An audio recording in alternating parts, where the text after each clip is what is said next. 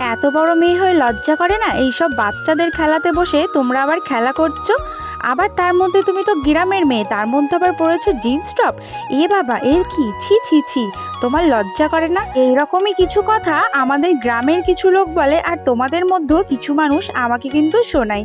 Hello বন্ধুরা, আমি তোমাদের সঙ্গীতা বোন। তোমরা সবাই কেমন আছো? আমি কিন্তু অনেক ভালো আছি।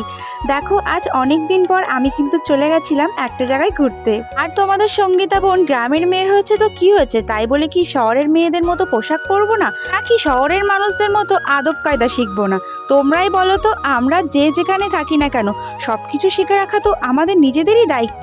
আর কে কেমন পোশাক পরবে না পরবে সেটা তো তার রুচিবোধ, তাই নাকি বলো?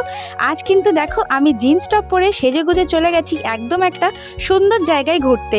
তোমরা কি এই জায়গাটা কোথায় বলতে পারবে? এই জায়গাটা কিন্তু মালদ্বীপস। হ্যাঁ, মালদ্বীপস। আমি আমার বান্ধবীর সাথে কিন্তু আজ চলে গেছিলাম মালদ্বীপস ঘুরতে।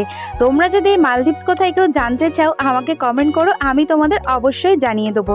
আর যারা যারা চ্যানেলটা কোনো সাবস্ক্রাইব করোনি, অবশ্যই করে দিও। আমি কিন্তু আমার নিজের লাইফস্টাইল তোমাদের সাথে শেয়ার করি।